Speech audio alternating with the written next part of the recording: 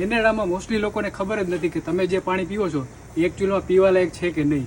ચાલો તમને એક્સપેરિમેન્ટ કરીને દેખાડી દઉં. કેનેડામાં મોસ્ટલી લોકો ટેપ વોટર પ્રિફર કરતા હોય છે, તો આપણે ટેપ વોટર ભરીએ અને એનું TDS માપીએ.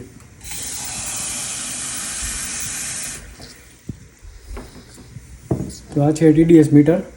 નોર્મલી પીવાલાયક પાણીની TDS 50 થી 150 સુધી હોવી જોઈએ. આ જોઈ શકો છો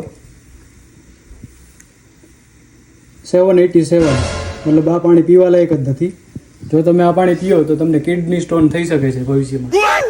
તો સેકન્ડલી ઘણા લોકો આ ટાઈપના કપ ફિલ્ટર યુઝ કરતા હોય છે, તો આપણે આનું પણ TDS જોઈ લઈએ.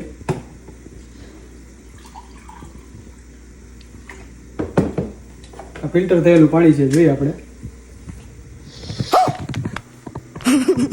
જોઈ શકો છો 742, મતલબ આ પાણી પણ ફિલ્ટર થયેલ નથી હજી. તો તમે લોકો વિચારતા હશે કે આનું સોલ્યુશન શું?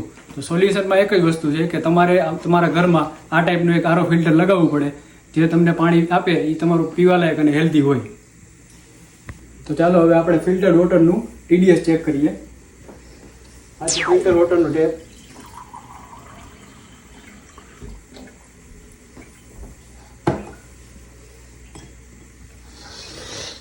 જોઈ શકો છો તમે TDS આવે છે 108, મતલબ સારામાં સારું પાણી છે, પીવાલાયક એકદમ હેલ્ધી પાણી છે આ. હવે તમે લોકો વિચારતા હશો કે ભાઈ કેનેડામાં આ ટાઈપનું આપણે આરો ફિલ્ટર ફિટ કરવું હોય તો મોંઘું જ થતું હોય છે, પણ તમારે હવે બિલકુલ ટેન્શન લેવાની જરૂર નથી, કારણ કે આપણી પાસે કોન્ટેક્ટ છે જે તમને અફોર્ડેબલ પ્રાઇસમાં ફિલ્ટર, કોઈ પણ જાતનું વાયરિંગ કે પ્લમ્બિંગ કરવું હોય અથવા તો તમારા ઘરમાં રિનોવેશન કરવું હોય તો બધું જ એકદમ અફોર્ડેબલ પ્રાઇસમાં કરી આપશે. કોન્ટેક્ટ ડિટેલ અહીં મેન્શન કરી દીધી, ફટાફટ કોન્ટેક્ટ કરો. અને જો તમને ઇન્ફોર્મેશન સારી લાગી હોય તો તમારા વધુથી વધુ મિત્રોને શેર કરો. Thank you.